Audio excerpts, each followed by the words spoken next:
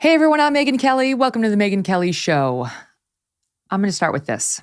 I wasn't planning on doing this. I just feel like I gotta tell you that something really sad happened in my family over the weekend. My sister died.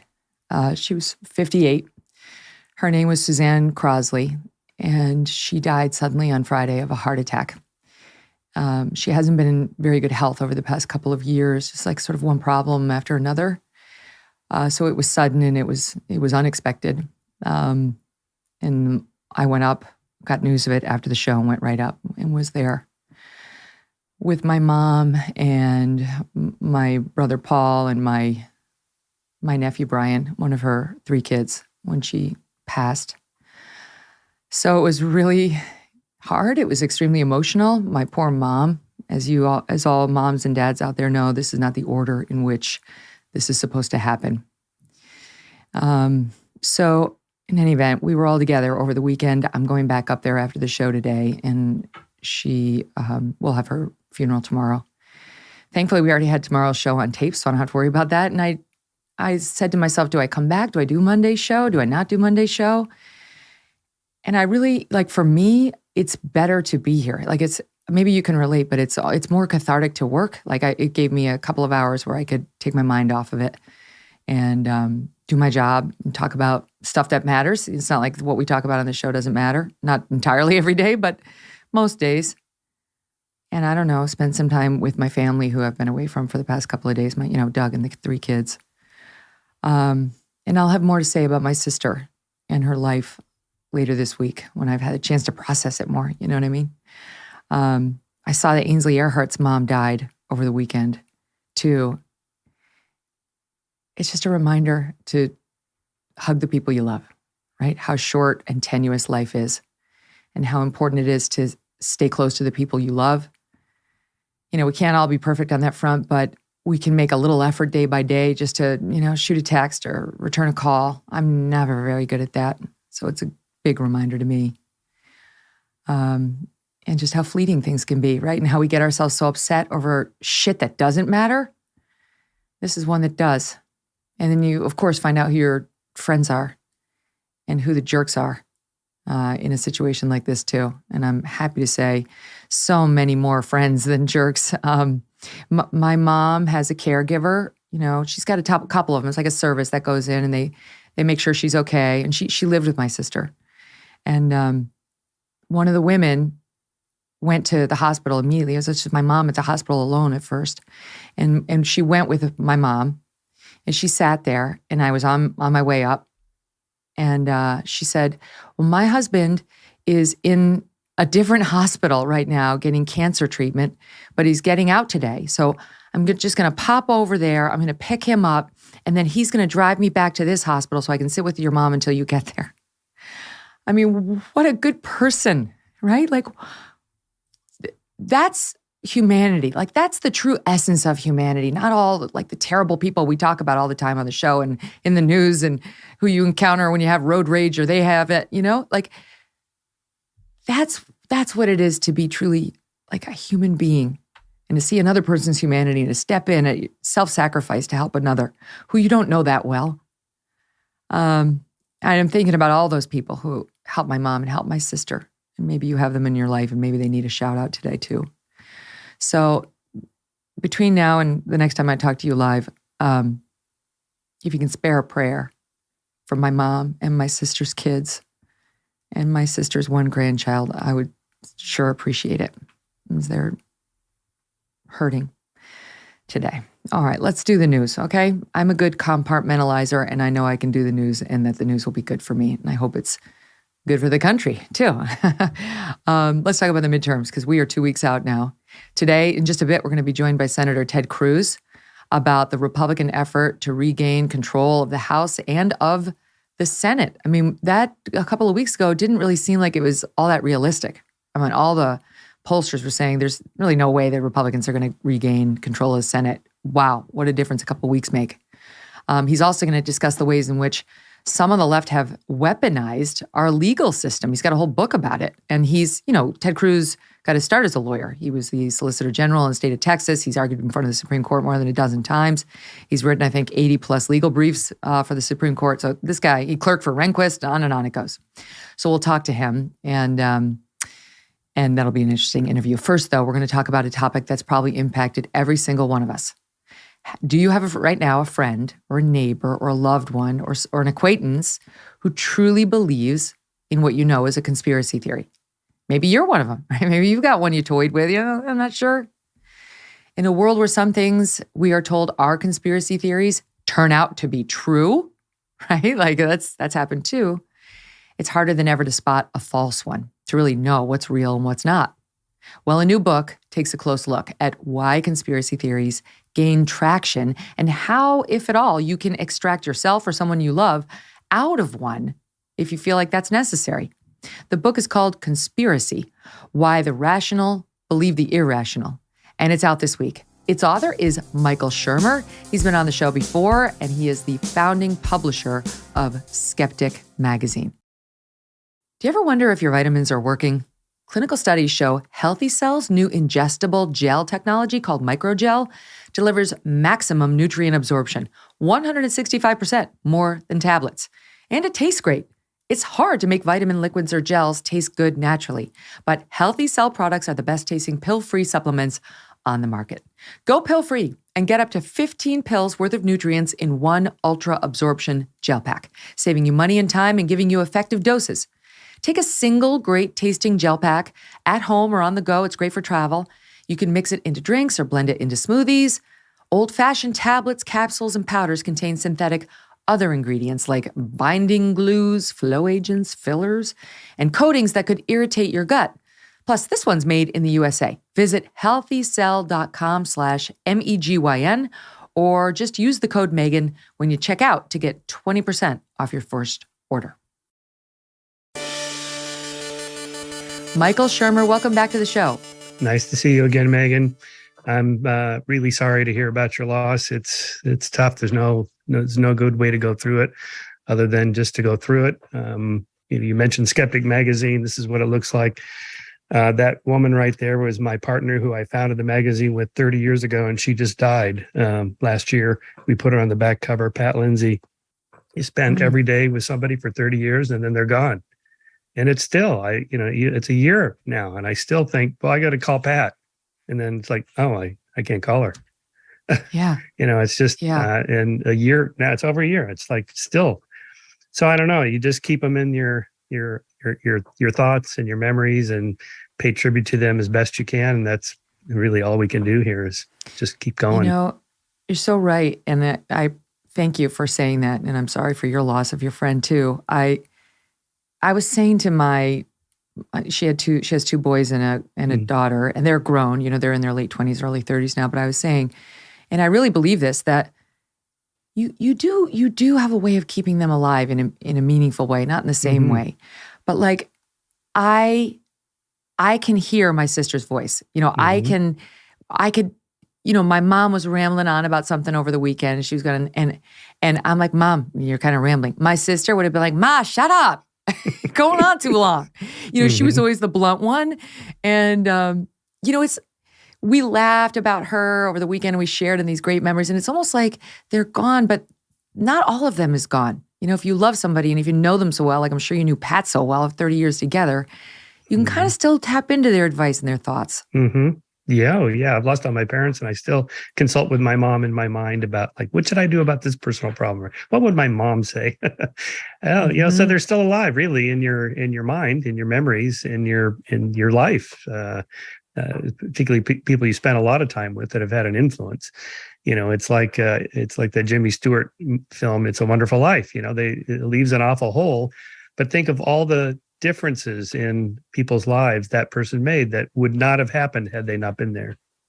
We were writing the obituary over the weekend, the family was, and we were saying how she loved games. Like she loved all sorts of fun board games, and we were saying right now, one of the things was she was a fierce gin rummy player, and she was eagle-eyed for anybody who tried to palm the double five in dominoes. You know those people, right? You got to be ever alert. Yeah, and celebrate the life. Of course, mourning is natural and feeling bad is totally normal, but don't forget to celebrate and feel good about that person, because, a century from now, we'll all be gone. So all we can do is just try to make a difference every day and just remember, today could be it. Tomorrow could be it. So I better enjoy every moment, every hour, every relationship, every time you have a contact with somebody you love, or just friends and workmates. Just remember, that could be your last day. Yeah. I don't know. It does have a way of just softening you for a bit, you're just a little bit more generous towards your fellow humans, and you're more loving. And, I've definitely been I need to make a better effort, and maybe it'll wane. Maybe I'll go back to my normal lame texting self. I'm not good at returning messages. I get there eventually. I just am not good at doing it quickly. But that's one benefit. That's one silver lining. Somebody's death in the family can bring the family together, you together with your friends, you together with what matters, and you see all your dearest friends sending you messages, and you think, oh my God, you wind up feeling, I'm lucky. I'm lucky, not how unlucky I am. And that's, if there's a silver lining, I guess that's and as where you said, it it puts things into perspective. So you log on Twitter and you see some negative comments. You think, really, does this matter? No, it doesn't really matter. Yeah, that's right. Anyway, it made me curious, because I was reading the research packet, getting ready for our interview, and you wrote a book. I was like, I should ask him about that. I haven't read it, but it sounds interesting, and I wondered if it was on point. Heavens on Earth, 2018. Right. So that was my book about the afterlife, mainly the scientific attempt to achieve immortality, through mind uploading or cryonically frozen, or the transhumanists and that sort of thing. Although I do deal with religious notions of the afterlife, of which there are many, as you know. And the fact is, no one knows for sure what happens after we die. It's hard to imagine not being alive, because to imagine something, you have to be, alive and sentient. And so, just picturing what happens after this life, it's really almost impossible not to think of something continuing. And yet we just don't have really good scientific evidence that our consciousness continues on. But, no one knows for sure. Could go into some quantum ether field or something like that, like some of the transhumanists think. But really, it's the attempts to continue on, like by being chronically frozen or uploading your mind into a cloud through the connectome, the copy of all your. Wait a minute, I didn't know anything about that. I've heard about the cryo. What's that second thing? The connectome, which is the equivalent of your genome, a copy of all your synaptic connections, which would record all your memories, and then you scan it. That can be done. Upload it into a cloud. No one can do this. We're not even remotely close to being able to do this. Okay, I was going to say these are the ideas of tech billionaires. If I can't live forever in this body, I'll upload my mind into the cloud, and then maybe download it into a future body that's a clone or whatever, a robot. Yeah, these are it's all sci-fi. It's fun, it's interesting, but there's no evidence that any of this could happen. But the cryo freezing, that can happen. You can, right? People have frozen their brains. I mean, Walt Disney, they say, and others. Done, but no one's ever been brought back, and no animal, of course, no animal has been frozen and brought back and made alive again. That has not happened, and it doesn't look like to me it's going to happen anytime soon. So again, don't bank on that. Appreciate I every gotta day. say, I wouldn't want it. I wouldn't want it if they developed it for real, and they said you can do this, and in 1,000 years we'll bring you back, or there's a good shot somebody will bring you back. Can you imagine how scary that would be? Can you imagine if we went back 1,000 years ago and took one of those folks and opened their eyes shocked. And woke them up? Yeah. They would be terrified. They'd probably wind up taking their own lives. It would be so terrifying. Everybody you loved is gone. Nothing you knew is still present. The world is so big and scary. I mean, I just feel like, I don't know, even the most evolved brain would be terrified. I don't think that'd be a pleasant experience. But Megyn, you could write you could be a history professor 1,000 years from now, and when they ask you about the Trump era, you go, "Hey, I was there. Here's what happened." Maybe they throw me in a loony bin if they didn't know my history. Like, no, I swear I really was. Well, that's fascinating. I will not be freezing myself. You heard it here first. That it kind of, it's not like you're kind of an expert in how the mind can trick itself, right, into thinking they put some helmet on and all their brain is going to download like on some sort of chip. And that's kind of what your book is about and kind of what Skeptic Magazine is devoted to and how we fool ourselves. We're better at fooling ourselves than anybody else. And the conspiracy theories, it's so apt right now. They're everywhere. They're everywhere. And I will tell you, even as a news person, you have to work so hard to separate fact from fiction because there are people actively trying to mislead us, right? So it's like, okay, some people do lie. You can't put blind faith in anyone. It's good to question, but that doesn't mean Hillary Clinton is running a pedophile ring out of a pizza joint in Washington, D.C. So start there, like the broad brush approach to separating fact from fiction and not getting drawn in to conspiracy theories. Right. So my theory is a kind of a three-part or three-legged stool theory of proxy conspiracism, tribal conspiracism, and constructive conspiracism. So the first, proxy conspiracism, let's just take that example of the Pizzagate, that there's a secret satanic pedophile cult being run out of a pizzeria by Hillary Clinton and Beyonce and Tom Hanks and whoever else in the Democratic Party. Now, does anyone really believe that? Well, one guy did, Edgar Welch. He went there with an AR-15 style rifle and to shoot up the place, and he drove 3.5 hours and made a video for his daughters and uploaded it. And so you can see what his motive was. He thought there was a crime going on, and that is something you would do, I suppose, if you really believed this was true and no one was doing anything about it. I mean, that's what he said. I'm going in, and so forth. But most people, I think, when they say, yeah, there could be something to it, they tick the box on a survey about Pizzagate and they tell posters, yeah, there might be something to it. They probably don't really believe it in the same way that you and I believe in other things, that there's going to be money in the bank and gas in my tank and the germ theory of disease or whatever, just kind of basic things of life that we believe.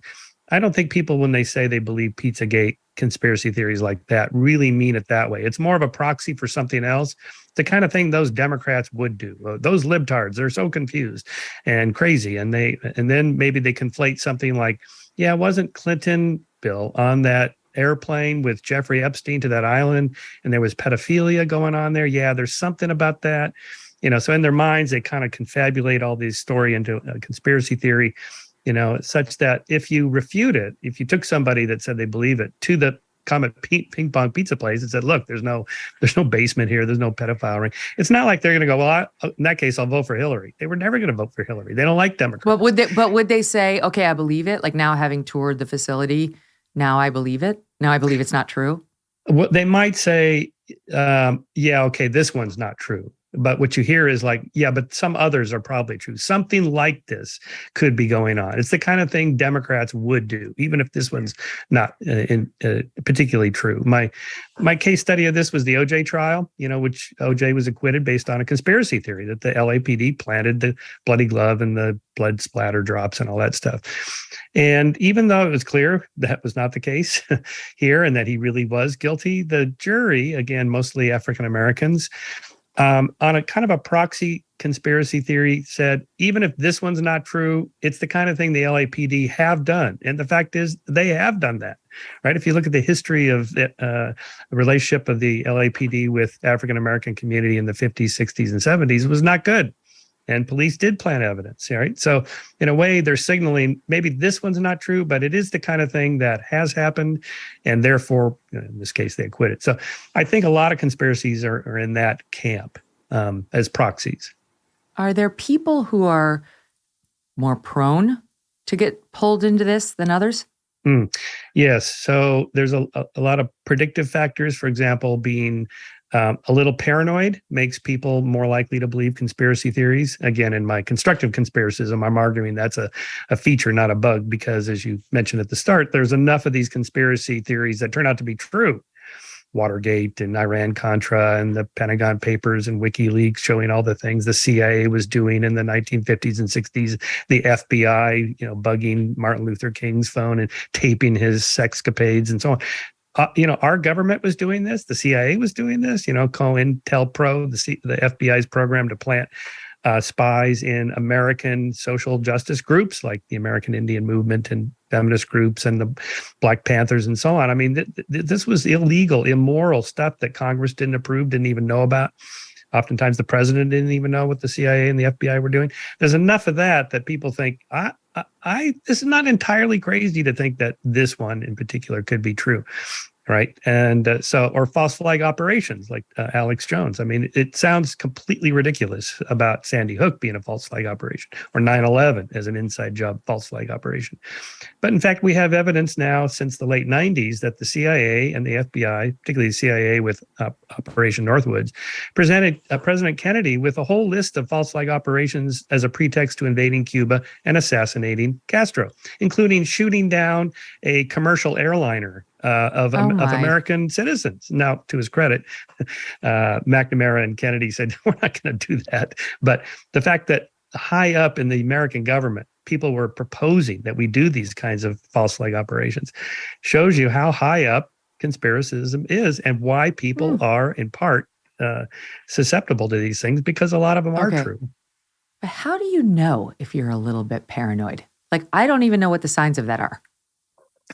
Right. Well, it depends on. Okay, so let me frame it this way. It's kind of a signal detection problem. Enough conspiracy theories are true that it pays to be a little bit paranoid, but does the signal and the noise stand out enough?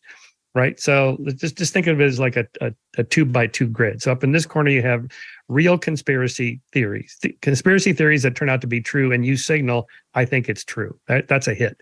Over here, you have conspiracy theories that are true conspiracies, and you fail to recognize them. So that's a type 2 error, a false negative. You fail to recognize the real conspiracy. Down here, we have false conspiracy theories, and you say that they're true. That's a miss. That's a false positive, a type 1 error. So my argument is that it pays to make more type 1 errors than type 2 errors. That is, think of a conspiracy theory as real when it's not is a better mistake to make than missing a real conspiracy theory, because that might harm you. And my evolutionary argument is that in small bands and tribes of people in which we evolved, there were a lot of coalitional shenanigans going on, of people plotting against other people within a group, groups plotting against other groups. We know this from anthropological studies of indigenous peoples, that a lot of this kind of stuff does go on. It pays to be a little paranoid, just in case. And so in general, my argument is that we tend toward erring on the side of assuming conspiracy theories are true just in case. So it's not that some people are paranoid irrationally. That is, it pays to be a little rationally paranoid. And so then the question becomes, well, but does that mean all conspiracy theories are true? No, of course not. A lot of them are just completely crazy, bogus ideas that are not true. So how do you know, right? So then you have to get into some of the criteria of our signal detection problem. How many people have to be involved in the conspiracy? How many elements have to come together just right? How grand is the conspiracy theory? And those are the kinds of things I address in the book about, how do you know if you're right or not? I feel like the people who are really conspiracy theorists are serial conspiracy theorists. It's not just like, I really believe that that the virus started in the Wuhan lab, which, by the way, is not a conspiracy theory. It's probably true. That's legit. But if you're a conspiracy theorist, you probably said that before we had maybe you said that before we had any evidence of it, and you turned out to be right. But I feel like that person, maybe you look at their life and they were a 9/11 truther and they were a Barack Obama birther, and they had a lot of these along the chain. So you've probably got a lot of family members who are like, oh, here she goes again, right? Like, exactly. I know some of those people. Right. So surveys show that people that tick the box for one conspiracy theory are more likely to tick the box for a bunch of them. or vice versa. So somebody, and even crazier, my favorite paper that I wrote about in the book was called Alive and Dead. People that tick the box that Princess Diana was murdered are also more likely to tick the box that she faked her death and is still alive somewhere with Jodie Fayed. Elvis too. And JFK Jr. Right. They're all living in Argentina, right? Marilyn Monroe. Let's go. And so on. Let's go there. I know. Well, part of it is wishful thinking. I mean, that stuff is like part of it's wishful thinking. There's some of that. There's also what's called the proportionality bias. That is, we expect effects that we observe to be matched with an equal size cause.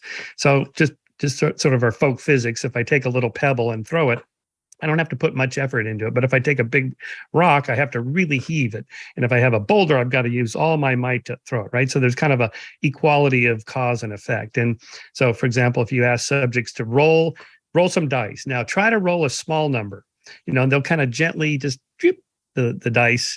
But if you say, try to roll a large number, they'll take the dice and really heave it as if somehow that has some magical effect. Of course, it doesn't, but that's kind of the folk psychology of it. So in conspiracy theories, someone like JFK being shot and taken down by who? Some lone nut, Lee Harvey Oswald? That just doesn't match, right? So you got to add the FBI and the CIA and the KGB and the Russians and the mafia and Castro. And so there's kind of a match between cause and effect. Or Princess Diana, cause of death.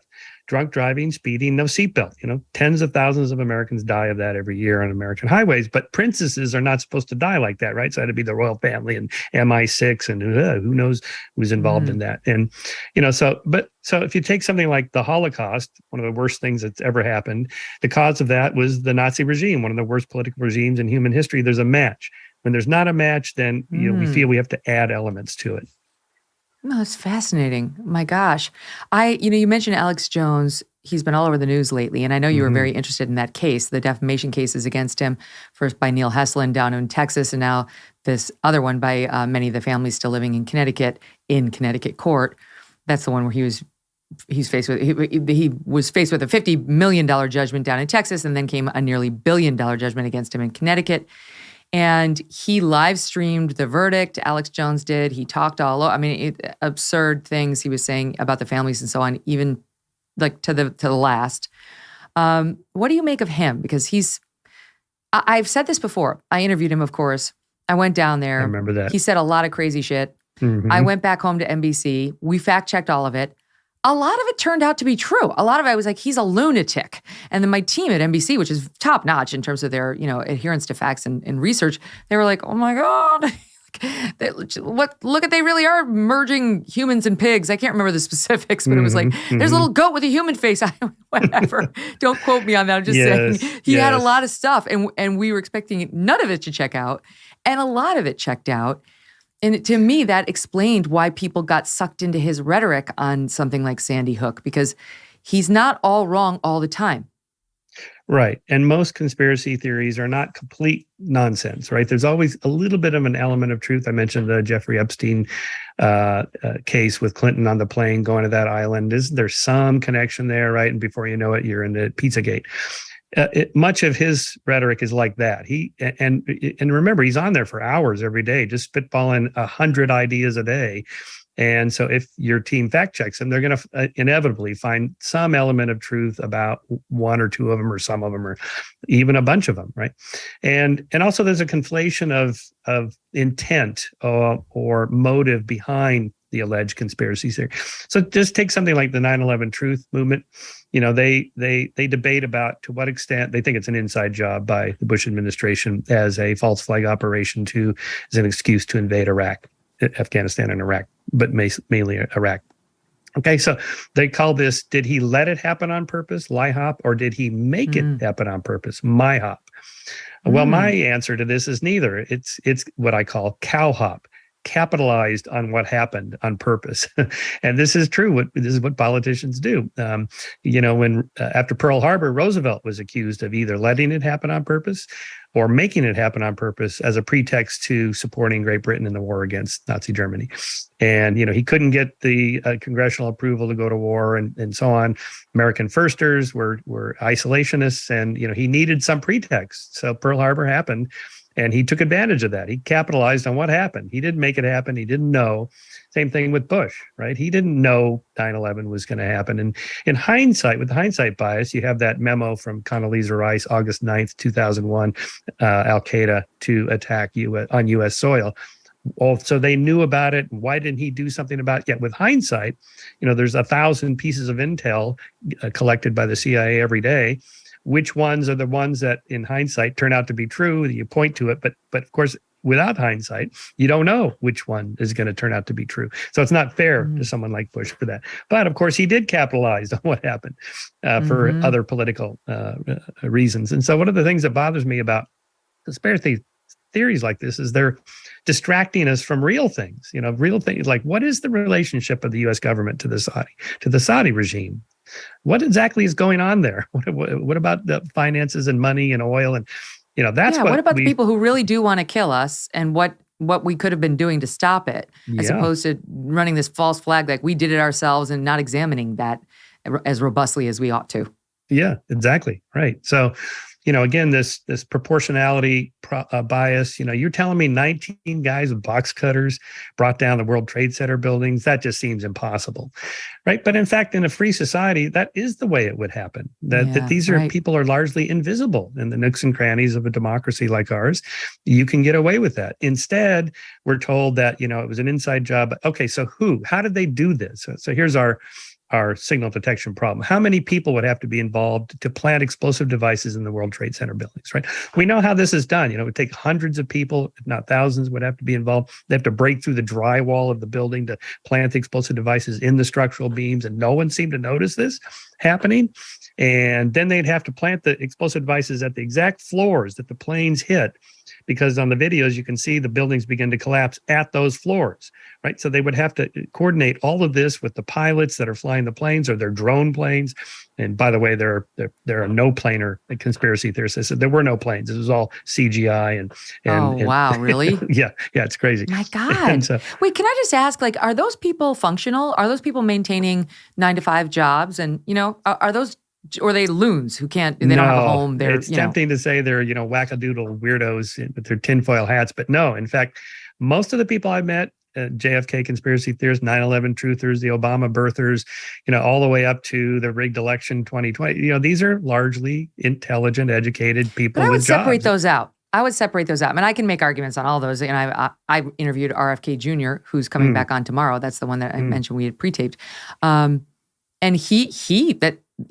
his father was assassinated. That was his uncle. JFK was assassinated down in Texas. He believes it was the military-industrial complex. He believes it was the CIA and so on, the intelligence groups. Now, I don't know if that makes him a conspiracy theorist so much as somebody who is the son of the AG who was murdered, whose president was murdered, and all that. Like, he's got real reasons to believe it. I don't know. I just feel like you can't lump them all in. I'm talking about the true lunatics who, as you just said, think that the 9/11 attack didn't even involve planes, that even those people who witnessed it with their actual eyes on sight are sort of in on it, and that the rest of us just saw a computer simulate. Like, that's special category of out there. Yes, that's way out there for sure. So what about those people? Would I know that such a person was a little off if I met him? Maybe. I mean, if you went to a Flat Earth Society conference, again, maybe they seem a little off, but most of them have jobs, right? They have families and so on. They keep gas in the tank and they take the kids to school and they go to work. That's not the problem. The problem is a kind of a broken epistemology, as it's sometimes called, just knowing how to think about things rationally. So if you just take something, let's take the JFK thing. Okay. So there is a history of people attempting to assassinate leaders. This happens all the time in history. And so, and Lincoln, of course, was assassinated by a cabal, and we discovered that within hours. And other presidents have been attempted to be assassinated. But why is there, for example, to give the counterfactual, why are there no conspiracy theories about John Hinckley attempting to assassinate Ronald Reagan? Well, because he missed, right? I mean, he didn't kill him. Well, he missed, but he didn't kill him. I mean, he didn't miss, but he didn't kill him. Had he killed him, had Reagan died, I predict there would have been just massive conspiracy. Who was behind this guy? Why was he allowed to stand there on the sidewalk as Reagan walked out of that hotel? Or Squeaky Fromm, one of Manson's girls that attempted to kill President Ford. Well, she missed. But had she killed him, okay, what was she doing? Who was behind her? The CIA? Weren't they following Manson's That's because of the family? proportionality, you said. Right, exactly. Right. So Mm-hmm. had Kennedy not been killed that day in Dealey Plaza, let's say Oswald missed or just wounded him, or let's say it was the mayor of Dallas that was killed that day. Would there be conspiracy theories? Would Oliver Stone be making 4-hour documentary films about the CIA and the military industrial? No, none of this would be happening. Well, it's because then you kind of Kennedy. know if it was the mayor, you'd know that the CIA is not interested in the mayor. It's like that. Right. The bigger it gets, the more likely it is that somebody nefarious and large and powerful might be involved. It's impossible, some Joe Schmo on the street. It's not going to be the CIA. All right, stand by because there's much more to get to. I know you've written a lot. I find it fascinating. You're all fired up about the Leah Thomases of the world going into women's sports, and there is an egregious example on the volleyball court that I want to get your take on as Michael Shermer stays with us through this break. Is your business still using spreadsheets and emails to manage important sales commission? Is your support and operations staff stretched thin? Are your salespeople constantly trying to piece together the puzzle for what they're getting paid for and what is potentially missing? That's a hassle. Well, this is where ClearComp comes in. ClearComp is a one-stop shop for your business to manage sales commission documentation like commission plan info, product info, and facts. It's basically a sales operations and sales enablement dream platform. ClearComp works seamlessly with your billing, CRM, ERP, and HR systems, all with the goal of helping your organization become more efficient and helping your sales team become more productive. Their dashboards and tools help you identify low-hanging fruit, what opportunities are hot, where you can improve. And as a salesperson, no more black box commission statements and no more hunting around for the latest and greatest decks and one-cheaters.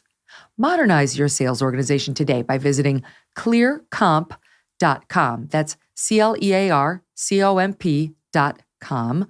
Book a demo and tell them I sent you.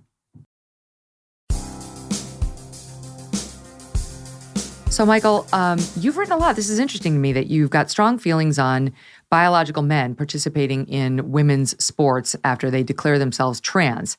And there's been an egregious example of this in the news just this weekend where a high schooler, okay, let me make sure I get the facts right. This is from The Blaze. It's out of Cherokee County, North Carolina, where a transgender player, male to female, it's always male to female, spiked a ball so forcefully that it caused severe injuries to a young girl's head and neck. There is low-quality video of the incident. You can see it here for the YouTube audience. That's the trans player in the green, slamming the ball. It hits her in the face. She goes down hard. You can tell it's an unusually hard hit. And now, so the player collapsed, stayed down for a long amount of time, and now we just got this, again, per The Blaze, that reports, stand by, get my facts, that the girl is said to be still experiencing long-term concussion symptoms, including vision problems, etc., has not been cleared to return to play either by a physician or a neurologist. And I think, Kelly McGuire, did you tell me that they're not playing that team? They've halted play against that team? Yeah, for now they've halted all further play against this team with the trans player. Can you believe this? Well, I can believe it because of how strong ideology is in pushing us into these kinds of unfortunate situations. I predicted this over a year ago but I was using MMA as an example. If a male to female trans competed in an MMA competition and actually killed another woman or severely injured her and lawsuits ensued, that would put an end to the movement. And maybe this volleyball example, I hadn't seen that one, might do it because, with physical damage like that and concussions we know are very serious, that could end up in lawsuits, and then that'll bring the movement to an end. When I say the movement, I mean the kind of expansion of our concept of moral rights to include, LGBTQ, gay rights, and so on. Same-sex marriage is the next step to protect trans people. Yes, okay, in general, that seems right and fair, right? You shouldn't discriminate against people based on their gender or sexual preference or orientation and so forth. But as Thomas Sowell says, about society, that there are no perfect solutions. There's just trade-offs. So this is what I call conflicting rights issues that the rights of trans, in this case, are conflicting against the rights of women to compete against other women. for which women fought for decades, Title IX protection and so on. Back when I was in high school and college, the amount of funding for women's sports was pretty low in the 70s, and it's gotten much better. So, and there's a reason for that. And most of our intuitions, as reflected in polls that say, the vast majority of Americans are against male to female trans competing against biological women, because they're not biological women; they're biological men post puberty, and that's the problem.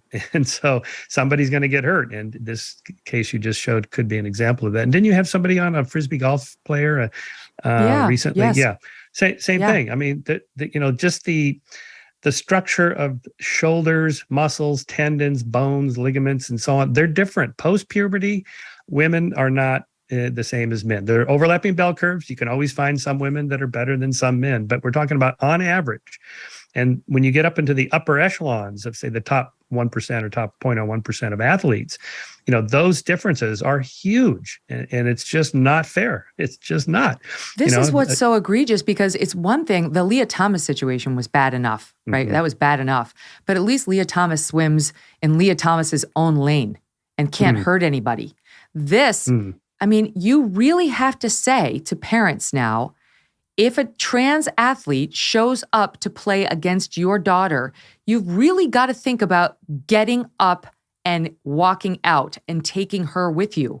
I really think I'd say to my daughter, you may not play against that player. That is not safe for you. And parents won't do it, even though they may want to, because they don't want to offend.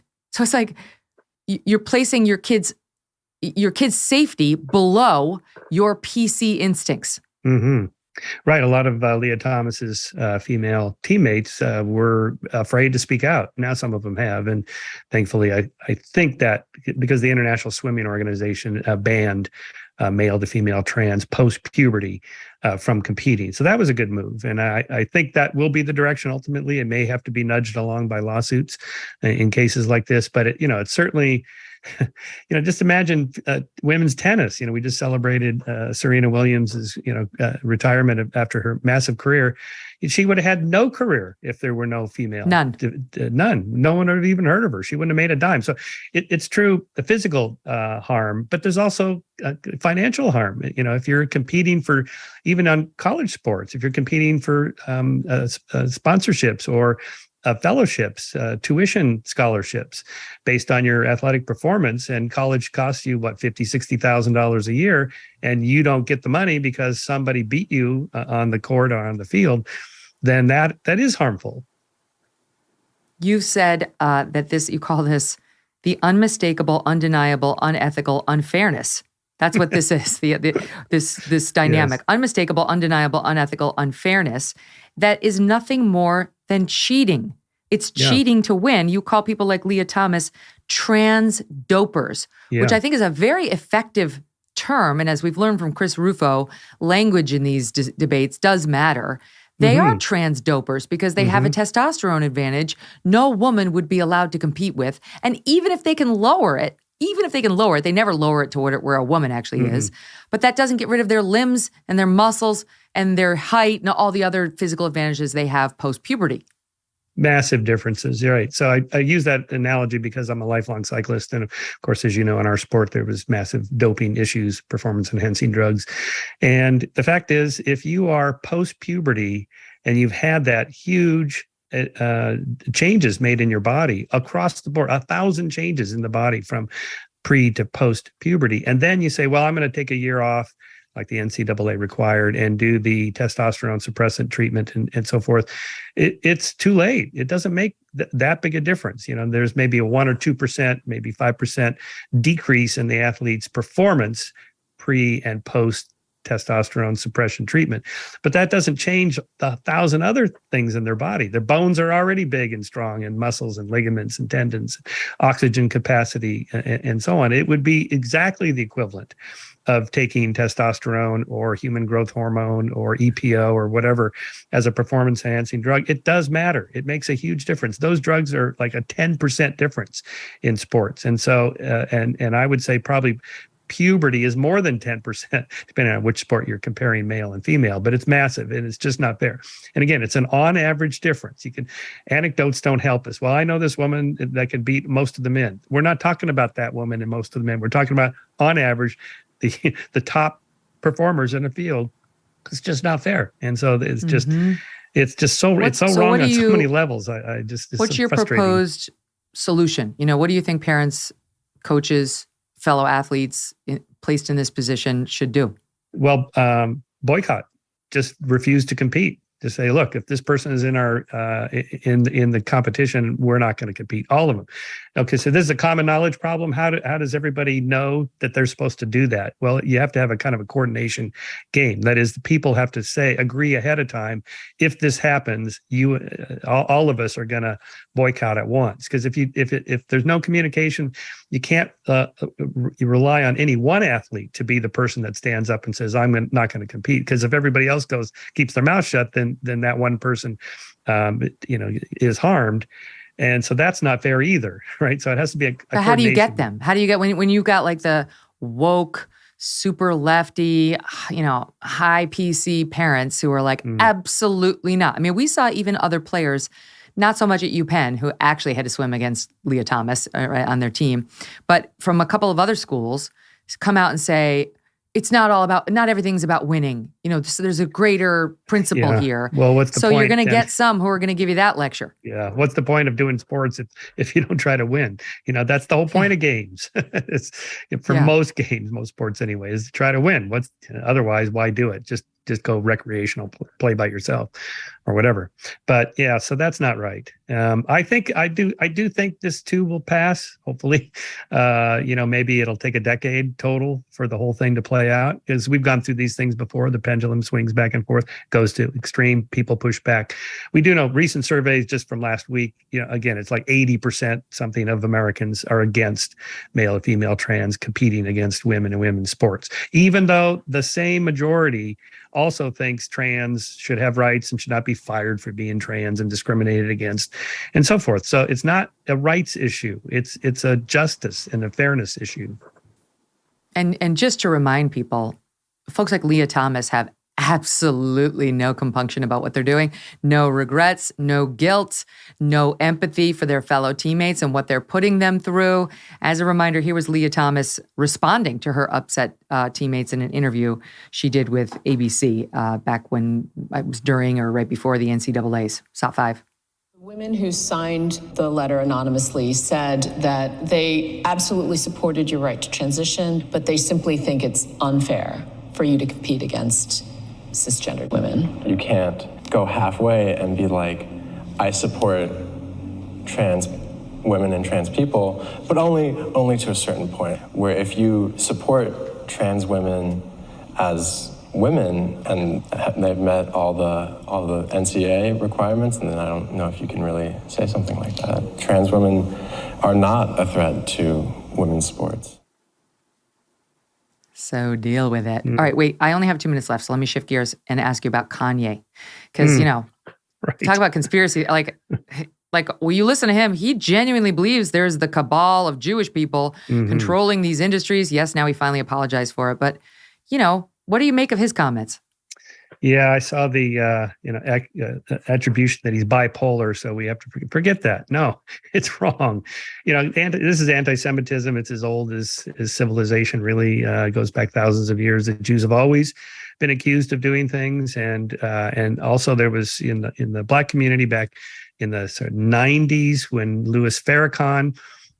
You can see our cover painting by Pat of Louis Farrakhan there, accusing the Jews of doing this and doing that. And so much of conspiracy theories involve Jews. It's just, we have to stomp that out. We have to just stand up and say, no, that is wrong. You can't say that. Stop saying that. You're lying. It's not true.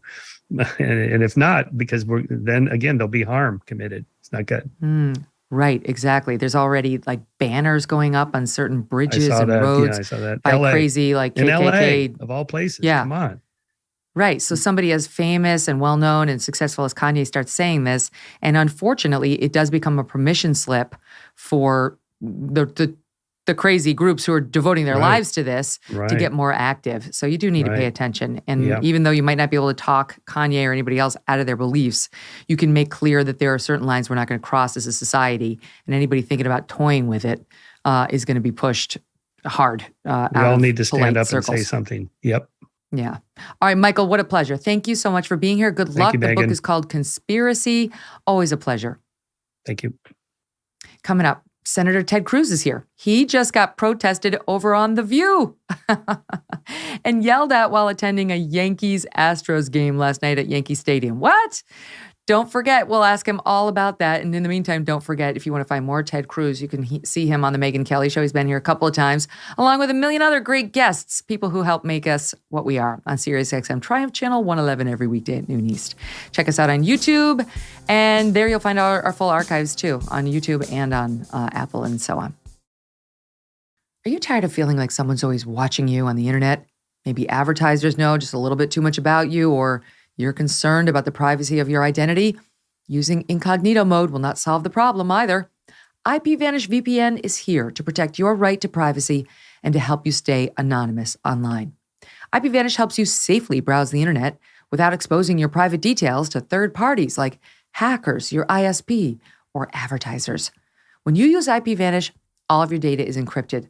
That means your private details, your passwords, your communications, your browsing history, and much, much more will be completely shielded from falling into the wrong, weird, prying hands. Even your physical location will be hidden. IPVanish is offering an amazing 70% off their yearly plan for our listeners with a 30-day money-back guarantee. That's like getting 9 months for free. IPVanish is super easy to use. All you have to do is tap one button. You're instantly protected. Take your privacy back today with a brand rated 4.6 out of 5 on Trustpilot. Go to IPVanish, that's IPVanish.com/Megyn, and use that promo code Megyn to claim your 70% savings. IPVanish.com/MEGYN.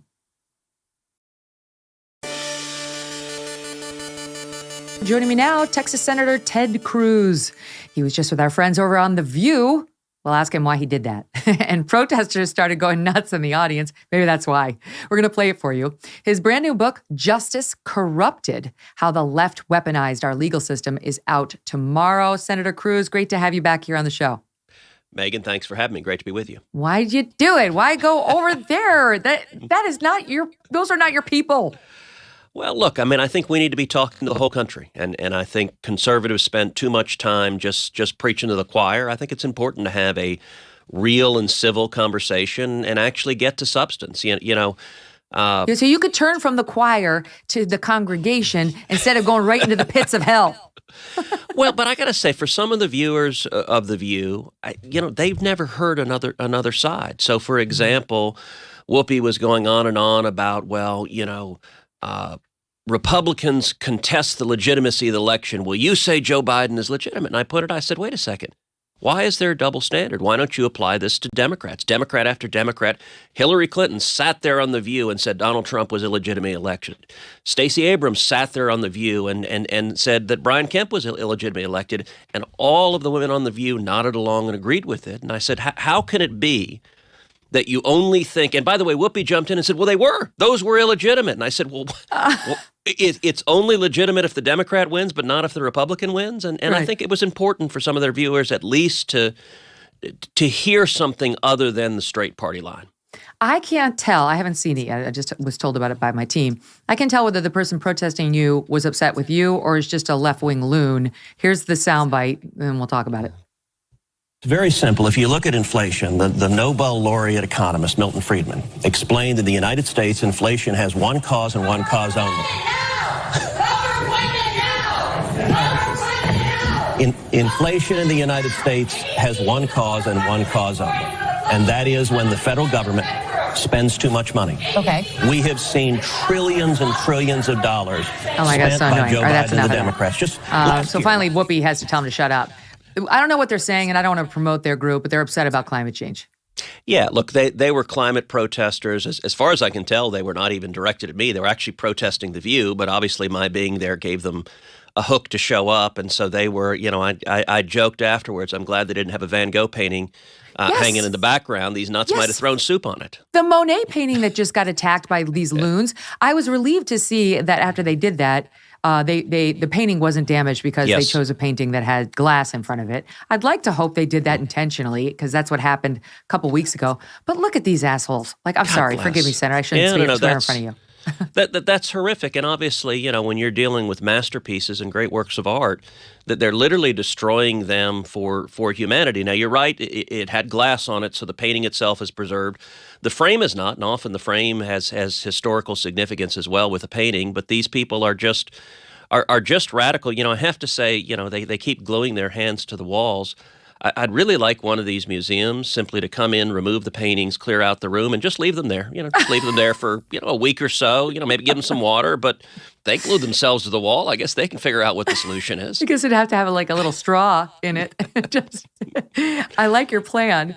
All right, so before we get to the news, because there's so much to discuss, President Biden gave an interview that made a lot of headlines. What happened at Yankee Stadium? They yelled at you there too? I mean, they yell at everybody in your defense, but I guess it got a little tense. All right, last night was spectacular. Listen, I'm a diehard Astros fan, and so I went to Game 2 of the series in Houston, and then last night I went to Game 4 up in Yankee Stadium, and I knew I was going into the belly of the beast. I was in bright orange Astros colors. So you deserved it, is what you're saying. You deserved it. And I have to admit, look, I mean, the Stros, we swept them in 4 games, and every time we got a hit, I was up cheering, and so I will say there were a lot of people suggesting I do things that are actually, I think, anatomically impossible.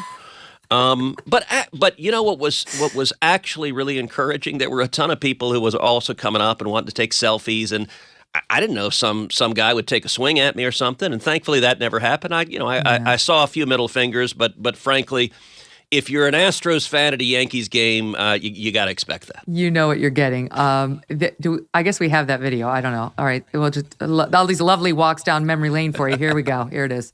Fuck you racist piece of shit! Fuck you! Oh.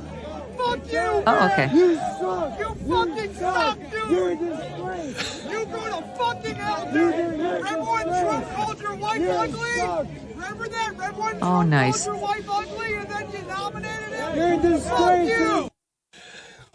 You nominated him. All right, so they're not that well versed in how the Senate's role works, but okay. Well, and I'll say, Megyn, I have one word for that lovely individual and a few of his compatriots, and that one word is scoreboard. I just saw a stat today that the Astros are the only team in history to have eliminated the Yankees from postseason play 4 times. I was there the last time we beat them in Game 6, which was awesome. I've been to a bunch of the games with my youngest daughter, Catherine, who you know Catherine well. You've known her since she was little bitty. And I got to tell you, it's one of the coolest things. So 2017 World Series, I got to go to games 3, 4, and 5. Game 3, I took my dad, which was totally cool to do a father-son. I grew up having Astros season tickets as a kid. Game 4, I took Heidi, which I adore Heidi, but frankly, it was a waste. She doesn't care about baseball, and she was bored the whole time. And I'm like, okay. Mistake. Game 5, I took Catherine. It was the day after her 8th birthday. And it's an interesting testament to the time that it was. 2017, it was just Catherine and me. We actually didn't have any security. I've got security now just because the world has gone insane. But then it was just the 2 of us in the stadium. And if you remember Game 5, that was the one that went till about 1:30 in the morning. And we're dancing and celebrating and hugging. And I told her that day, I said, sweetheart, you won't fully appreciate this now, but you will tell your grandkids that you were here. You have just witnessed the greatest baseball game in the history of the Houston Astros. That was 6 years ago, and every season now in the postseason, I take Catherine. It's become the best daddy-daughter bonding. Like it is. It is hard to find something I love more than going with Catherine to Astros postseason. Well, I can honestly, I understand what you said about Heidi. I was stuck with Doug one time watching the Super Bowl. It was one of those ones where Tom Brady was leading the Patriots to a come-from-behind victory, and it was like crazy Tom Brady, the Hail Mary thing. And no one thought they were going to win. They did win thanks to him. And we were sitting in this bar because we were at a charity event. So we went out to this bar to watch it. It was just the 2 of us because it was like no man's land. And it was crazy how good the throw was. And I remember saying, he is so good at throwing. Doug was like, is there anyone else I can talk to? Anyone? You needed Catherine. So Megyn, when the University of Texas played USC for the national championship in the Rose Bowl, Heidi and I went to that game. It was actually the first football game she's ever been to. She is not a big sports fan. And that was an amazing game. Vince Young dominated the game. Texas won a national championship. And I remember in the middle of the game, Heidi looks at me and goes, that Vince Young guy's pretty good. I'm like, yeah, he's not bad. Well, it makes me laugh to think of the people like trying to intimidate you because, of course, as I said in your intro, a guy who's argued before the U.S. Supreme Court more than a dozen times doesn't scare easy. They are way scarier than anybody giving you the middle finger. It's like you have to have nerves of steel to do that, and not to mention all of your political experience. So yeah, wrong target. But it did raise something that I wanted to ask you about, if you don't mind. Sure. And that is they raised the Trump's insult of Heidi, and that was a very ugly chapter, and I remember tweeting about it and how wrong that was. But I do, I've told a couple people, Ted Cruz is coming out on Monday, and a couple people were more left-leaning, but they said, how could he have forgiven Trump after that? And I don't know if that's a question you get, but what is the answer to that? So it was actually a question I got just an hour ago from Anna Navarro on The View. Like I said, they're more left-leaning. And listen, the answer is one you'll understand. You'll remember well, 2016 was one hell of a primary. Trump and I beat the living daylights out of each other. We stood there and pounded over and over again. I ended up winning 12 states, and he ended up beating me. And we both took hard shots. The shots he took at Heidi and my dad were garbage, and I said it at the time. But I have to admit, actually, both Heidi and my dad cracked up laughing about it. They thought it was ridiculous. And then afterwards, once he won, he beat me. And once he was elected president in November, I had a decision to make. And my decision was, all right, am I going to do my job? I've been elected to represent 30 million Texans. I suppose I could say my feelings are hurt. I'm going to take my ball and go home. But you know what? If I was prepared to do that, then I need to be prepared to resign from my job because I can't effectively represent 30 million Texans and refuse to work with the president. And as you know well, because I was there, Trump attacked and insulted you pretty nastily too. But you had a job to do. You're a journalist, so you couldn't have said, all right, I'm not going to cover the president of the United States. I'm mad, so to heck with my job, my responsibility. You were an adult and said, I got a job to do. Whether you didn't like what he said about you, but life moves on. That's what I appreciate about you. You didn't make it about yourself. Yeah. You chose not to make it about yourself. I'm going to guess you don't go to bed at night with a little teddy bear that looks just like Donald Trump and stroke his hair. It doesn't matter what that is a fair guess. You decided to make it about your constituents, and for me too. You made it about your job, and I made it about my job. And the vast majority of people in the media industry did not do that. And even some Republicans, like the Never Trumpers, decided not to do that. And it's one thing if you're not elected, but if you're elected to represent real Republicans, there's a divergence there. Right. And Megyn, I'll point out something. There's a massive media double standard and hypocrisy because they only ask this question of Republicans. So if you remember back to the 2020 Democrat presidential debate, Kamala Harris stood on the stage and called Joe Biden a racist. Yes. She called him a bigot, said you were for segregation. You were standing with segregation. Don't you remember, Kamala? I was that little girl. That was her shining moment. Now, she's perfectly happy to be vice president to the person she called a racist, segregationist bigot.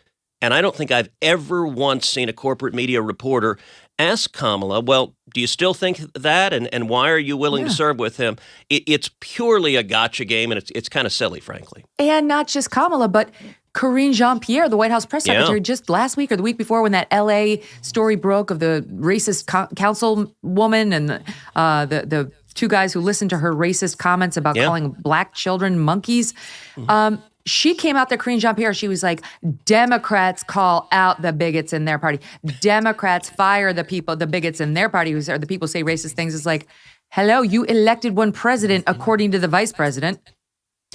Well, and I'll point out also, where was Karine Jean-Pierre on Ralph Northam, the governor of Virginia, the Democrat, Governor Blackface, had in his yearbook not just the blackface. So the weird thing is, there was a picture of a guy in blackface, another picture of a guy wearing a Ku Klux Klan regalia.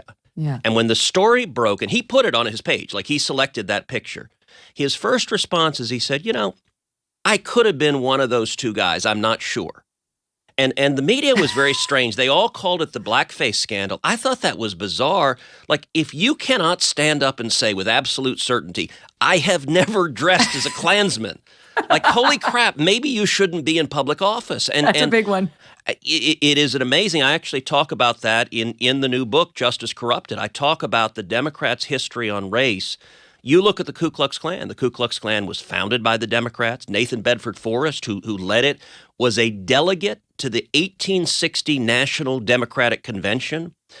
The Klan consisted almost exclusively of Democrats. The Jim Crow laws were written by Democrat politicians to prevent the voters from voting Democrats out of office. And the history, the Democrat Party has tragically trafficked in racism a long time, and all of that gets ignored in the corporate media. And they're still obsessed with race. Yes. You write in the book about the affirmative action policies that they're pushing at every turn, the critical race theory that they're shoving down the throats of our kids. This big case is up at the Supreme Court this term about whether they can continue using race in college admissions. First of all, as a lawyer and a very successful one, what do you make of that case, and how do you think that's likely to go? So I think the plaintiffs are very likely to prevail. Elite universities, especially Harvard and Yale, and unfortunately I'm an alumnus of Harvard, that they openly, nakedly, blatantly engage in racial discrimination, and in particular racial discrimination against Asian Americans. They've decided if they let students in based on merits, that they think too many Asian Americans would be admitted, so they're going to discriminate against them. And under President Trump, the Department of Justice opened an investigation into Yale and their practices of discriminating against Asian Americans. When Biden became president, one of the very first things they did is dismiss the case. They said, we don't care about it at all. And I'll tell you, Megyn, you may remember last year, there was a vote on the Senate floor on a bill that was called an Asian American Hate Crimes Bill. And it was Mazie Hirono from Hawaii. And it was all based on kind of a silly political point, which is they were trying to say that hate crimes against Asian Americans are Donald Trump's fault because he referred to COVID as the Wuhan virus because it came from Wuhan, China. And it was sort of a political thumb in your eye. So I introduced a very simple amendment on the Senate floor. It was one paragraph. And the amendment said, the federal government shall give no funds to any university that discriminates in admissions or scholarships against Asian Americans. Oh, wow. We How did I voted miss on that? it. That's good. Every single Democrat voted no. It was a straight party line vote. It failed by one vote. To the best of my knowledge, I have never seen a single Democrat senator asked ever, why did you vote in favor of racial discrimination against Asian Americans? The corporate media just covers them up. And the reason they vote that way is they know they'll be protected because journalists, far too many of them have abandoned the job of actually holding people to account and telling the truth. Oh my gosh, it's so funny because, like, you think about it, they say, we talk about it in these legal terms like race-based admissions. They would like to factor race in as one. What's really happening is these universities are essentially sitting there saying, if we get rid of this, all the Asians are going to take up all the spots. Yep. Got to get rid of all those Asians. I don't want all these Asians running around Harvard. That's what's happening. Like, how is that not blatantly racist? How could it possibly stand in 2022?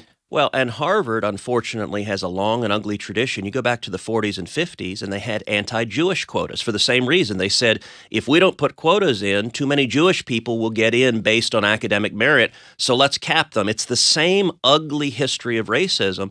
I also talk in the book, I talk about the history of critical race theory, which began at Harvard Law School, roughly the time I was there. Ketanji Brown Jackson and I were both in law school together. She was a year behind me. We're both on the law review together. And I lay out the history of critical race theory, but the Democrats embrace. So critical race theory, it is a Marxist theory, but it's based not on the notion of equality. It's based on what they call equity. And equity means affirmatively embracing racial discrimination, discriminating against whoever is deemed the dominant or oppressive classes. And so I describe in the book, for example, there was a Biden judicial nominee, an Asian American woman who was nominated to the district court. And I asked her a simple question. I said, is racial discrimination wrong? She refused to answer. I asked her 3 or 4 times. She refused to answer. Now, the reason she refused to answer is her student note, also written at Harvard. She advocated in favor of discriminating against Asian Americans. Now, mind you, she is Asian American, and she writes how essentially Asian Americans who believed discrimination against them was wrong were not sufficiently woke. Woke was not a term then, but that's basically what she said, that they have bought into the colonialist, oppressive mindset, and they should, in the interest of equity, welcome being discriminated against. Now, that is nutty. And that, unfortunately, is where the Democrat Party is. Yeah. I mean, remember when Serena Williams' husband resigned from Reddit, a company I think he founded, from its board because he wanted to make room for, more diverse people? It's like, okay, so that's where we are. Can I tell you this? A friend of mine just sent this to me. It's from the New York Post, I think on Friday. And I knew about this, but this isn't now in writing and it's spreading. So Brearley, the Brearley School, this is one of those very Tony girls' schools, $60,000 a year, but there are at least 5 schools in New York now doing it. Not only do you have to, if you apply your daughter to Brearley, not only are you told the parents are expected to attend 2 diversity, equity, inclusion, and anti-racism workshops per school year, but you have to write a 500-word essay demonstrating your fealty to those values. And then if your daughter gets in, you're expected to sign a pledge vowing to support this new religion, writes the New York Post. We expect teachers, staff members, parents, everybody to participate in anti-racist training, to pursue meaningful change through deliberate and measurable actions. These will include identifying and eliminating policies, practices, and belief that uphold racial inequity in our community. And then it goes on to say, you also must discuss with your child Brearley's mission, diversity, equity, and inclusion, and anti-racist statements in the student handbooks, and establishing your family's responsibility to uphold these values. This is crazy. It really is, and it's one of the things I talk about at length in the book is critical race theory is a Marxist theory. Marxism, coming from the teachings of Karl Marx, it began with believing in an economically deterministic view of the world that divided the world into socioeconomic classes and the haves and have-nots. And the essence of Karl Marx is that the bourgeoisie, the owners of capital, are inherently oppressing the proletariat, the working man, and what they call for is an overthrow of capitalism and replacing it with a communist system. Now, what happened subsequently to that is communism failed all across the world, and it produced misery and poverty and suffering and death, but it found a home in the Ivy League. It found a home at Harvard Law School. When I was at Harvard, Marxism had metastasized into what was called critical legal theory. Mm-hmm. And it took the same Marxist lens, but it broke it into, it said the law is all about enabling the owners of capital to oppress the working class. Well, the next mutation of that was critical race theory. And it uses the same lens, but instead of dividing us up based on socioeconomic class, it divides us up based on race. And critical race theory says everything is about race, and white people are inherently racist and discriminating against black people, and everything in society should reverse that. And one of the founders of critical race theory is this guy, Ibram Kendi, who I go through his writings at length, who coined the word anti-racism, which is, I got to give him a shout out for very clever propaganda. Yep. Because, look, anti-racism, how can you not be for that? If you're anti-racism, doesn't that make you pro-racism? Mm-hmm. But what he calls anti-racism is embracing, we will discriminate against anyone we view as a favored class in society.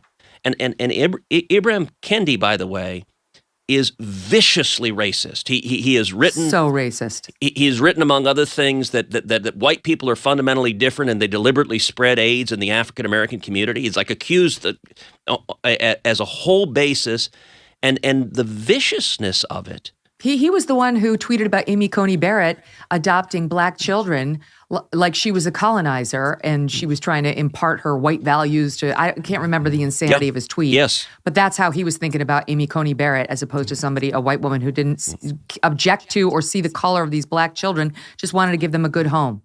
He's also written that capitalism is inherently racist and that you have to overthrow capitalism to be anti-racist. These are explicit Marxist and communist, and it is being taught in our schools. It is being taught in corporations. What's happening at Brearley, the sad thing is there are schools all across the country. There's a whole business teaching this in schools. And the book Justice Corrupted begins with Loudoun County, Virginia. And you'll remember, your viewers will remember Loudoun County, Virginia. 14-year-old girl goes to school and she is sexually assaulted in the bathroom, the girl's bathroom, by a boy wearing a skirt. And the school district covers it up, lies about it, insists it didn't happen. In fact, they transfer the boy, the rapist, to another school where he sexually assaults another little girl. This guy was a recidivist. The parents go to the school board in Loudoun County. The dad both parents are understandably upset, and the school board insists this has never happened. No boy dressed in a skirt has ever assaulted anyone. And they had an ideology that mattered more than taking care of the kids in their care. And the father, understandably, is pissed off and says, look, my daughter was raped in your school, and you're covering it up. And what happened? They threw him on the ground. They arrested him. They handcuffed him. And subsequently to that, the National Association of School Boards wrote a letter to Biden asking the Department of Justice to target parents as domestic terrorists using the Patriot Act. And 6 days later, Merrick Garland wrote a memo to the FBI saying, go after moms and dads. And if they go to a school board and express unhappiness with sexual assaults, unhappiness with critical race theory, go interrogate them and treat them as suspects. And Megyn, they're doing it right now. The Biden FBI is interviewing and targeting parents all across the country. That is an abuse of power. They are? Yes. Yes, no, they've admitted that they're actively, if you're a mom or dad and you go to your school board and you raise concerns, the FBI has gone and interviewed bunches of those folks. Merrick Garland hasn't backed away from this at all. My goodness. You don't see as many of those reports. Of course, I followed the whole drama, and they were doing it at the time. I thought after they got publicly shamed and the school board group withdrew their letter, he settled down on that. I mean, Merrick Garland, you tell me, he seems like he's out of control. I think that's exactly right. I think Merrick Garland has done more damage to the Department of Justice than any attorney general in history. And the book begins with Richard Nixon. I'm not a fan of Richard Nixon. Richard Nixon tried to do this. He tried to use DOJ and the FBI and the IRS to target his political enemies. And so the first chapter goes into all the details of the corruption. G. Gordon Liddy. Yeah. And I mean, it's some weird stuff. I mean, they literally... Weird. I was reading it like, what? Even I didn't know this stuff. Look, they were giving LSD to people involuntarily, to homeless people. I mean, it's bizarre. Now, what happened by and large is the system mostly worked. The FBI, the DOJ, the IRS resisted Nixon, said, no, we won't be used as a weapon to target our enemies, and Nixon resigned in disgrace. Well, what Nixon tried to do, Barack Obama succeeded in doing, and he used the machinery of government to go after his political enemies. After Obama, hard partisans burrowed into the senior career positions at DOJ and FBI and the IRS, and it's metastasized under Joe Biden. During Trump, the deep state warred against Trump. And now under Biden, they are shamelessly using it as a political enforcement tool for the DNC. And that is so fundamentally destroying the integrity of DOJ and the FBI. It is an absolute scandal. And sadly, the corporate media altogether ignores it. Can that be undone? Yes. It definitely can be undone. The first big step is going to be Election Day. I think we're going to see Republican majorities in both the House and Senate. You do? I do. I'm in the middle of a 17-state, month-long national bus tour. So I'm doing rallies all over the country for candidates for the Senate, candidates for the House. I think we're going to see a tidal wave election on the order of magnitude of 2010. Wow. How many seats are the Republicans going to have the Senate by? I think it is anywhere between 50 and 57. If you push me to pick a number, I'd probably pick 53 is where I think we'll end up. 53. What do you think it's going to be? What, Arizona, Nevada? So Georgia, I think Nevada's the most likely pickup in the country. I think Adam Laxalt is really strong. I've done a bunch of rallies with him. I think probably the second most likely pickup is Georgia. I've done a bunch of rallies with Herschel Walker. I'll be with Herschel in a few days doing another rally with him. Those are the two most likely pickups. I'd say the next tier are Arizona and New Hampshire. The public polling has both those candidates down a couple of points, but they're really close. I think both Blake Masters in Arizona and General Bolduc in New Hampshire, they both can win, and I'm supporting both. The next tier beyond that of pickup opportunities, I would say, is Colorado, and even here's a dark horse, Washington State. I heard about this. This is Smiley, right? Yes. Smiley? Yeah. Look, Washington State is a tough state for Republicans. It's a really blue state. But I think Tiffany Smiley, the candidate, is a really impressive candidate. And the polling has her within a couple of points. If it's a really good day, we could end up winning there. And then the rest of the races, like I just did a couple of days ago, 3 big rallies with J.D. Vance in Ohio. I think J.D.'s going to win. Yeah. Pennsylvania, Dr. Oz, public polling has him down a couple of points, but he was down 10 or 11 points a month ago. So I think we're headed in the right direction. I think and the Oz debate's has a on the real 25th. chance. Yeah. You have the debate between those guys on the 25th. Yeah. So I'm feeling very good about the overall dynamic, but you ask, what can we do about the politicization of DOJ and the FBI? One of the first things we can do starting next year is have real oversight hearings, dragging DOJ, dragging the FBI, dragging the administration before the Senate, before the House with subpoenas, and holding them accountable for the abuse of power and the politicization. I think that's hugely important.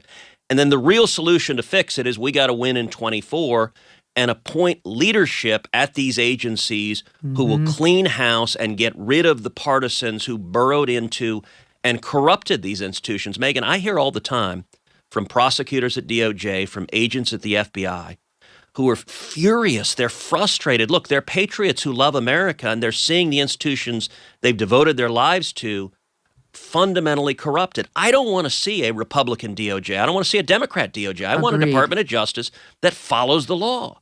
Yeah, same. And I think that ought to bring us together. Can I ask you about this?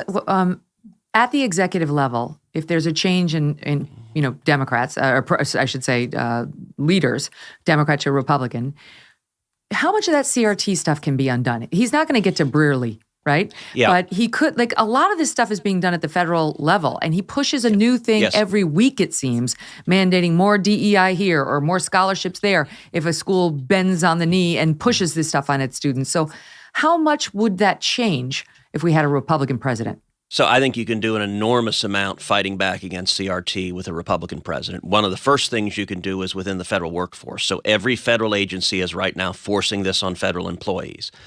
It's even worse, tragically, in the military, where the military are service academies. They're teaching this garbage on them.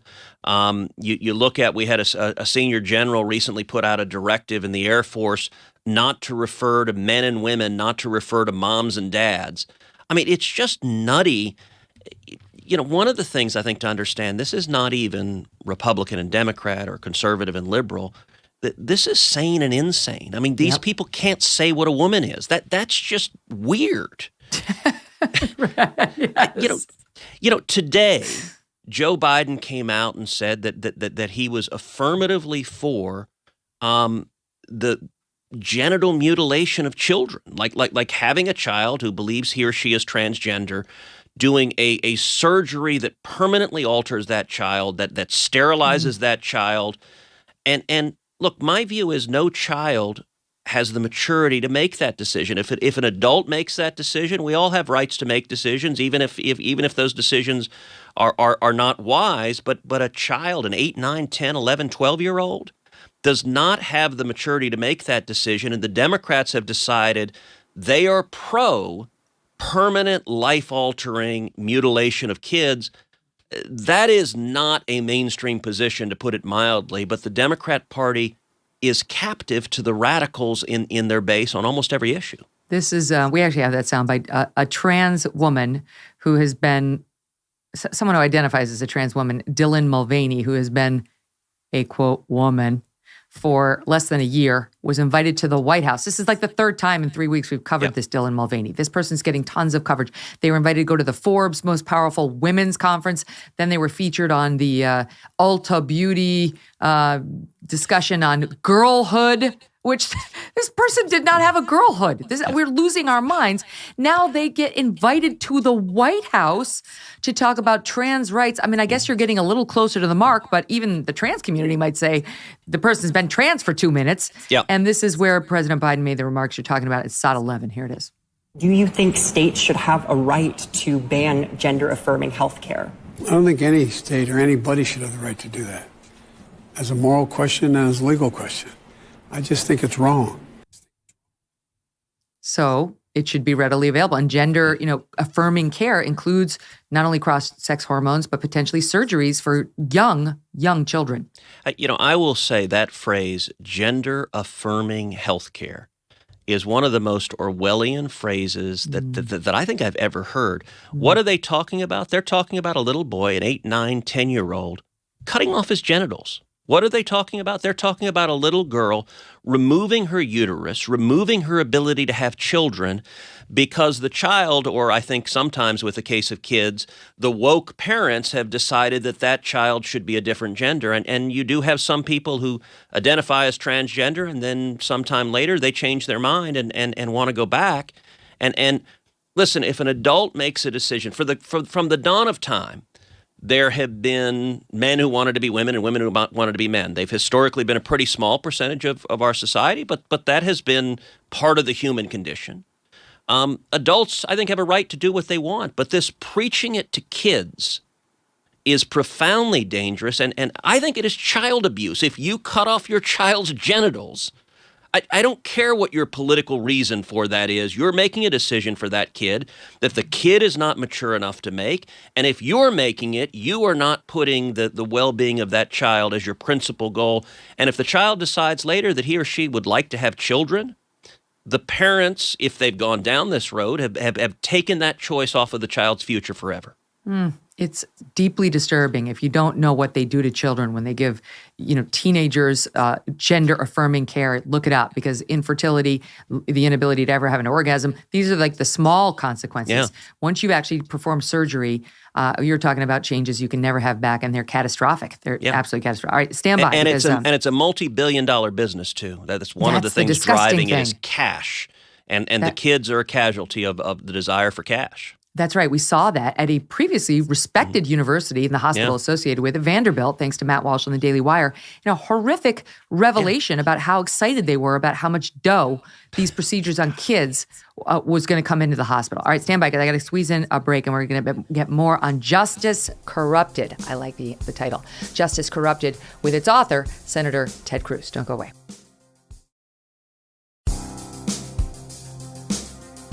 So let's talk about, we talked about would things change if we had a change in leadership at the top. The current leader has said he would like to remain that leader for another 4 years.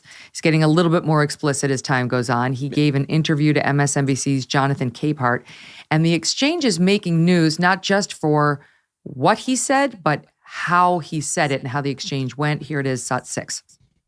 I have not made that formal decision, but it's my intention to run again. And we have time to make that decision. Dr. Biden is for it. Mr. President. Oh. Dr. Biden thinks that, my wife thinks that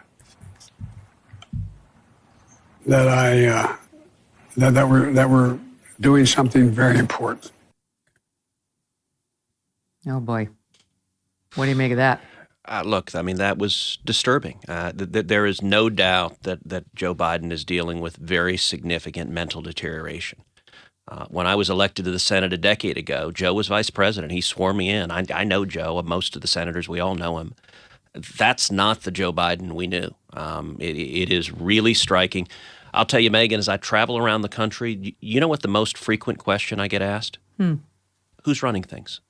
People ask me that constantly. Who's in charge? Same. And the terrifying answer that I give is I have no idea. I can tell you since Biden became president, I have not spoken with him. Not once. That is weird. Now, you might say, okay, Cruz, you're a right-winger, so fine, he's not talking to you. He's spoken to virtually none of the Republican senators. We sit around at lunch and talk about how they're basically hiding him in the basement. They don't have him talk to us, and that is weird. I mean, I talk to Obama regularly. I talk to Trump every week, sometimes every day when he was president. It is clear that his mental deterioration has been significant. And I got to tell you, I think the odds that Joe Biden runs for re-election are 0.00%. That is simply not going to happen. He's not up to it. And we're in the midst of the Democrat primary right now. You can see the Democrat contenders. I think the top 4 contenders are Kamala Harris, Pete Buttigieg, Gavin Newsom, and Elizabeth Warren. And I think the four of them are like circling around in a knife fight, and every one of them is jabbing each other in the backs, positioning because nobody thinks that Biden's going to be at the top of the ticket. That's going to be really fun to watch. There's an error or a wrong word or a wander, unable to find his way off the stage every day. And the latest one was, I don't know, I think this is a senior moment. Otherwise, it's a blatant lie on how he got student loan debt through. We just had a court say that's not going anywhere. Stand by. Don't apply. No one's getting any loans paid off right now. We're going to have this legal challenge play out. The Eighth Circuit said that while we decide whether this is legal. But here he was talking about his efforts to get that passed. All right, SOT 10. You don't have one of those loans, you just get 10,000 written off. It's passed. I got it passed by a vote or two. What is he talking about? He has no idea. Nothing passed. There hasn't been a vote. I've been trying to press to get a vote in the Senate. The Democrats are terrified of a vote on this because they recognize it's really bad politics. And so a number of Democrats who are on the ballot in November are running away from this because, what Biden did as a policy matter is reverse Robin Hood. Robin Hood, of course, took from the rich and gave to the poor.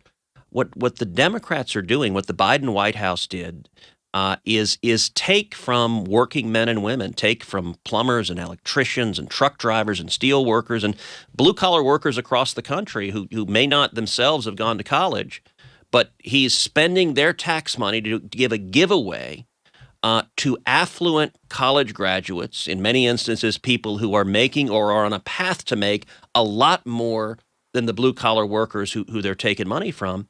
And I got to tell you, working men and women are pissed. I'll tell you who also is pissed.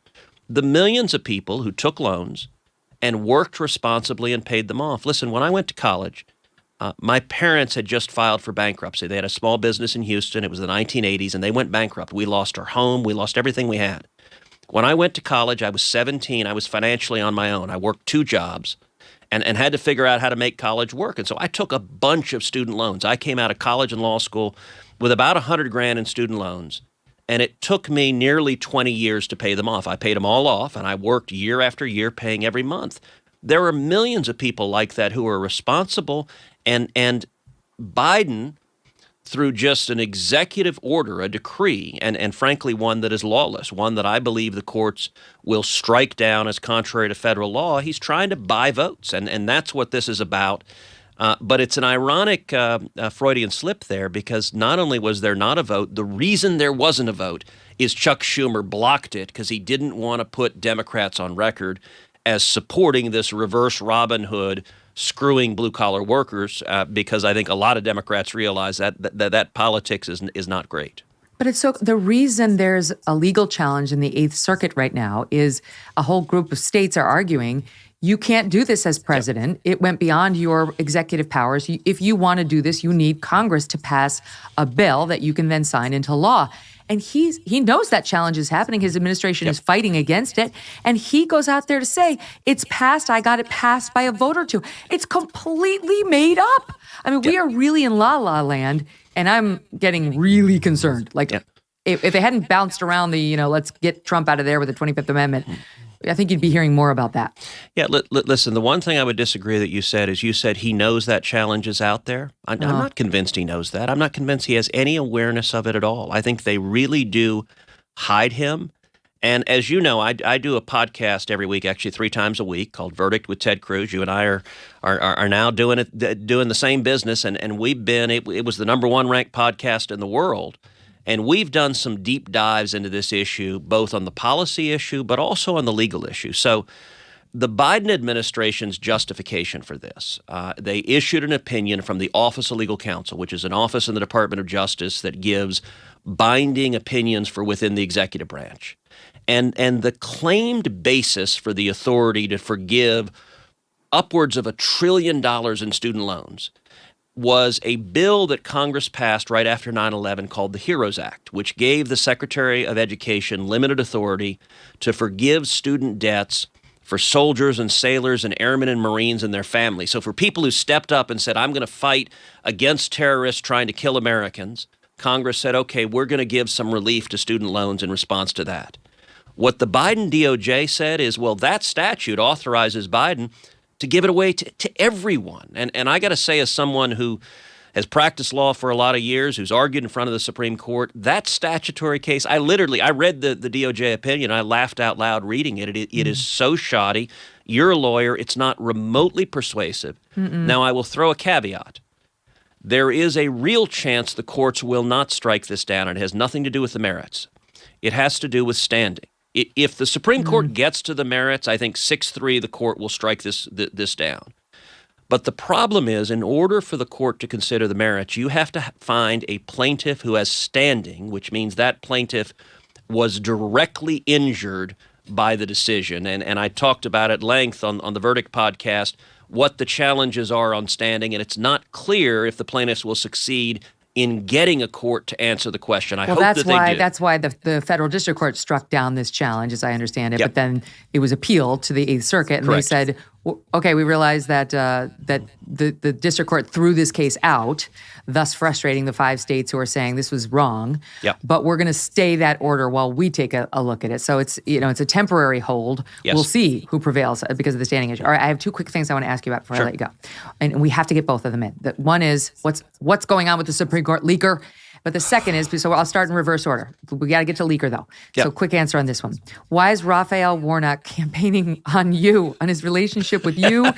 Here's just 20 seconds of his ad mentioning you.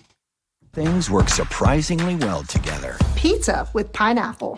French fry and frosty. Raphael Warnock and Ted Cruz? That's right. Raphael Warnock partnered with Republican Ted Cruz to extend I-14, connecting military communities in Texas and Georgia, which will help create jobs from Columbus to Macon to Augusta. I'm Raphael Warnock, and I'll work with anyone if it means helping Georgia. You're the pineapple. Your little pizza pineapple combo. Look, I'm a Cuban, Irish, Italian man. I can be pineapple on pizza. That works. Maybe a jalapeno, throw that on there too. Joe Biden would call you the little taco. He would indeed. By the way, there are 6 Latinas who are Republican nominees for the House who I'm supporting who've dubbed themselves the spicy tacos. And I think they've all got a good shot at winning. Listen, Warnock, I understand. He's trying to find a way to get elected in Georgia. It's true. He and I worked together on this bill. The bill was the Cruz-Warnock bill. And we got it passed unanimously. Actually, it was in the middle of the infrastructure bill. I stood up and spoke for it. He stood up and spoke for it. And then Tom Carper, the senator from Delaware, stood up and said, if Cruz and Warnock are both for it, we ought to all pass it unanimously. And the Senate literally broke into applause, and we passed it.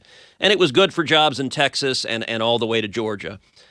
At the end of the day, that's not going to get Warnock reelected. The reality is Warnock's voting record is wildly out of step with the people of Georgia. And I think in November, Georgia's going to elect a Republican. They're going to elect Herschel Walker. I understand why Warnock's trying to find a basis to campaign on, but the rest of his record, I think, is really extreme for the people of Georgia. That's fun. It's fun to see. Yeah, most Democrats are like, Ted Cruz. So I tip my hat to him for at least showing that he's willing to work across the aisle. But So Megyn, it's actually funny. 3 different Democrats running for president in 2020, Cory Booker, Amy Klobuchar, and Kirsten Gillibrand, all on the campaign trail use the same joke. They'd say, heck, I work with anyone. I even work with Ted Cruz because I've worked with all 3 of them. And it's a good laugh line. In Democratic presidential primary, it's a good laugh line, but neither of them went all the way either. They're just making you an even bigger star.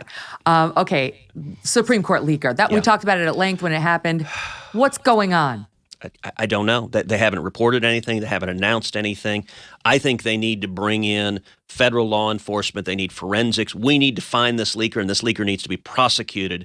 And I'm really disappointed the court has not gotten to the bottom of it yet. They need to. I know. Is there any chance you believe at any level that they know and they just haven't told us?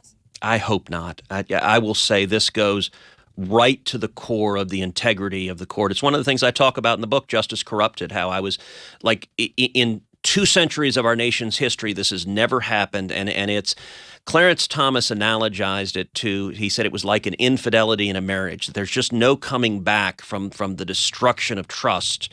And I think it is very important that whoever did this be prosecuted, be disbarred, and spend real time behind bars. Yes, a Supreme Court justice had somebody show up near his house ready to assassinate him. Yes. There have to be consequences. Yes. They cannot let it slide. They cannot keep it private, and they cannot let it go unsolved because the Supreme Court marshal wasn't able to get to the bottom of it. Stole the last word. Senator Cruz, always a pleasure. Justice corrupted. I love it. Good luck with it. Thanks. Tomorrow we are on tape with Robert F. Kennedy Jr. He's back, and he's great. But more importantly, there is a new podcast dropping tomorrow. You can go ahead and subscribe today. It's called Dedicated with Doug Brunt. That's my better half, Doug Brunt. My Duggar has got an amazing new pod dropping. He interviews all these great, well-known, beloved authors about their writing process, about their books, behind-the-scenes stuff. Lee Child is on there with some crazy stuff about Jack Reacher. Go subscribe now, and we'll see you tomorrow.